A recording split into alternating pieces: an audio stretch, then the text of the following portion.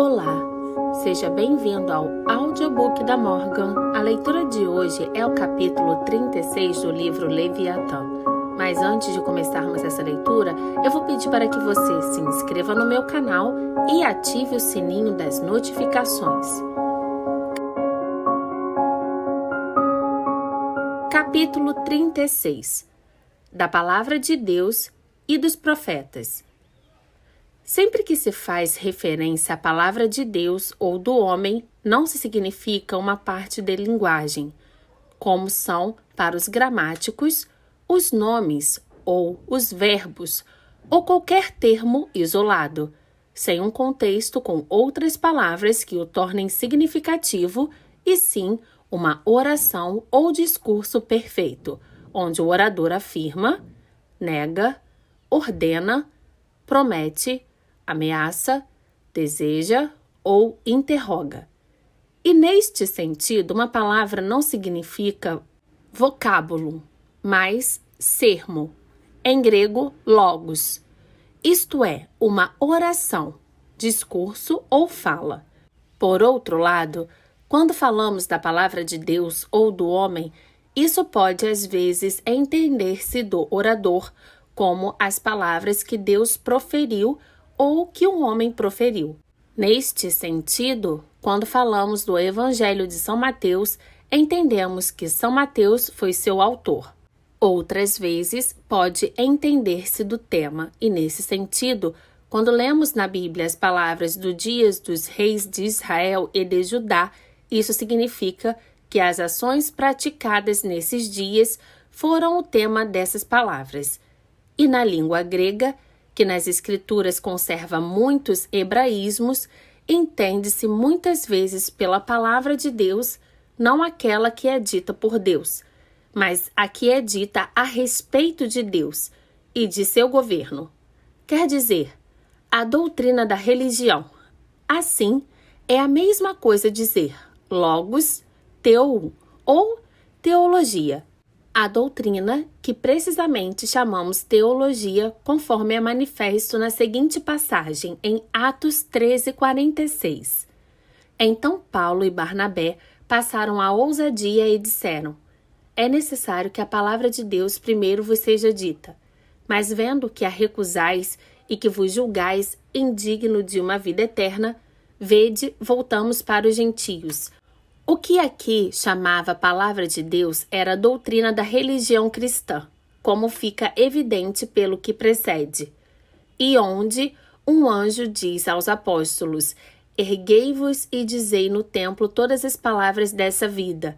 A expressão palavras desta vida significa a doutrina do Evangelho, como se torna evidente pelo que eles fizeram no templo, e se encontra expresso no último versículo do mesmo capítulo.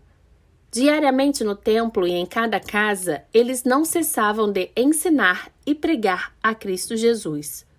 Fica manifesto nesta passagem que Jesus Cristo era o tema desta palavra da vida, ou então o que é o mesmo, e tem das palavras desta eterna vida que nosso Salvador lhes ofereceu.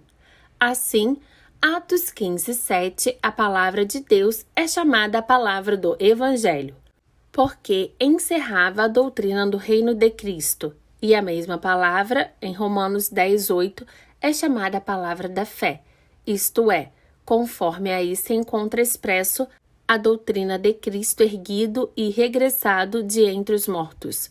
E da mesma palavra se diz que cresce e se multiplica, o que é fácil ser entendido da doutrina evangélica, mas é difícil e estranho ser entendido da voz ou fala de Deus. No mesmo sentido, doutrina dos diabos não significa as palavras de qualquer diabo, e sim a doutrina dos pagãos a respeito dos demônios e aqueles fantasmas a quem eles adoravam como deuses. Examinando estas duas significações da palavra de Deus conforme aparece nas Escrituras, é manifesto nesse último sentido que as Escrituras inteiras são a palavra de Deus, mas no primeiro sentido não é esse o caso. Por exemplo, embora as palavras "Eu sou o Senhor teu Deus", etc., no final dos 10 mandamentos tenham sido ditas a Moisés por Deus, Apesar disso, o prefácio, Deus proferiu estas palavras e disse: deve ser entendido como as palavras daquele que escreveu a história santa. A palavra de Deus, no sentido que ele proferiu. Às vezes entende-se propriamente e às vezes metaforicamente. Propriamente como as palavras que ele disse a seus profetas e metaforicamente como sua sabedoria, poder e eterno decreto ao fazer o mundo. Neste sentido, os fiat de Gênesis, faça-se a luz, faça-se um firmamento, façamos o homem, etc., são a palavra de Deus. E no mesmo sentido, se diz, todas as coisas são feitas com ela, e sem ela nada foi feito do que foi feito. E também, ele manteve todas as coisas pela palavra de seu poder, quer dizer, pelo poder de sua palavra, ou seja, por seu poder. E ainda, os mundos foram forjados pela palavra de Deus e muitas outras passagens com o mesmo sentido. Assim como também entre os latinos a palavra face, que significava propriamente a palavra dita, era tomada no mesmo sentido.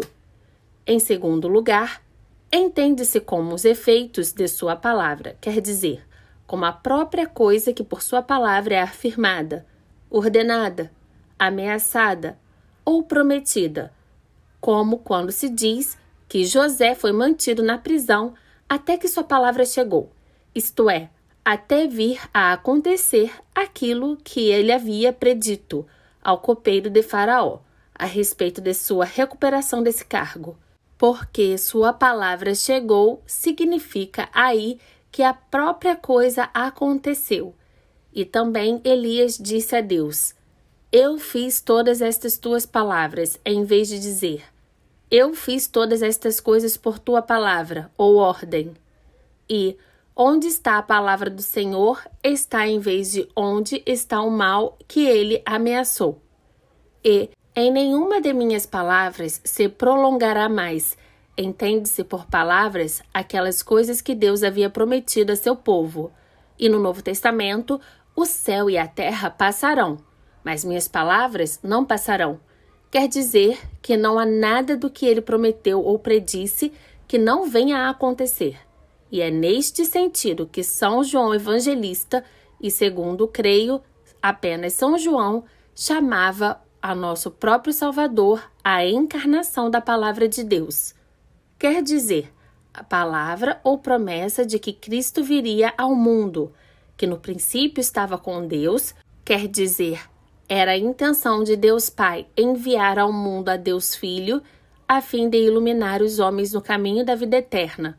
Mas até esse momento, essa intenção não foi posta em execução e efetivamente encarnada. E assim, nosso Salvador é aí chamado a palavra, não porque ele fosse a promessa, mas porque era a coisa prometida. Aqueles que se apoiam nesta passagem para lhe chamar o Verbo de Deus não fazem mais do que tornar o texto mais obscuro. Também poderiam ter lhe chamado o nome de Deus, porque por nome, tal como por verbo, entende-se apenas uma parte da linguagem, uma voz, um som, que nem afirma nem nega, não ordena nem promete, e também não é qualquer substância corpórea ou espiritual, da qual, portanto, não pode dizer-se que seja Deus ou homem, ao passo que nosso Salvador era ambas essas coisas. E essa palavra que São João disse em seu evangelho que estava com Deus é chamada a palavra de vida, e a vida eterna, que estava com o Pai, de modo que Deus só pode ser chamado a palavra na medida em que é chamado vida eterna, quer dizer, aquele que nos trouxe a vida eterna, pelo fato de ter se feito carne. Assim também, o apóstolo, ao falar do Cristo, vestido com uma túnica empapada de sangue, disse: seu nome é a palavra de Deus, o que deve ser entendido como se ele tivesse dito que seu nome era aquele que veio conformemente à intenção de Deus desde o princípio, e conformemente à sua palavra e promessas transmitidas pelos profetas. Portanto, aqui de modo algum se trata da encarnação da palavra, mas da encarnação de Deus Filho, ao qual, portanto, se chama a palavra, porque sua encarnação foi o cumprimento da promessa, da mesma maneira que ao Espírito Santo se chama a promessa.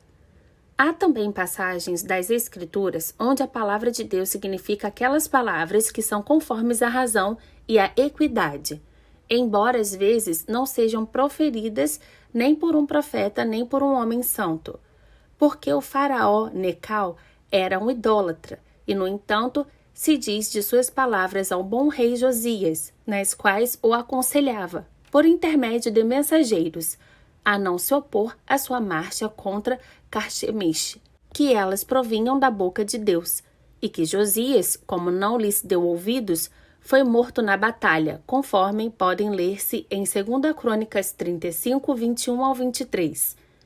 É certo que quando a mesma história é narrada no primeiro livro de Esdras, não é o faraó, e sim Jeremias, que diz essas palavras a Josias, a partir da boca do Senhor.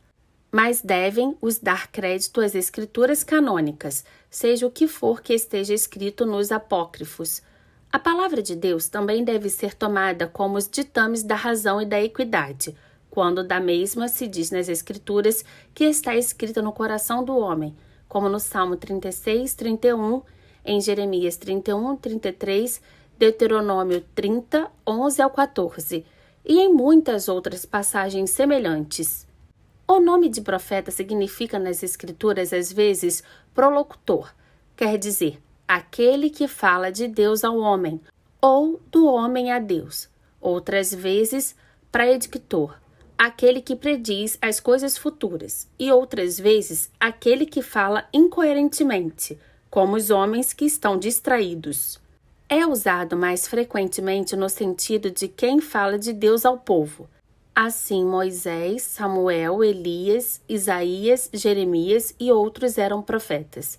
E neste sentido, o sumo sacerdote era um profeta, pois só ele entrava no Sancto Sanctorum para inquirir de Deus e transmitir sua resposta ao povo. Portanto, de quando Caifás disse ser conveniente que um homem morresse pelo povo, diz São João que ele não disse isso por si mesmo, mas sendo sumo sacerdote desse ano, profetizou que um homem morreria pela nação. Também, dos que nas congregações cristãs ensinava o povo, se diz que profetizavam. Foi no mesmo sentido que Deus disse a Moisés a respeito de Arão.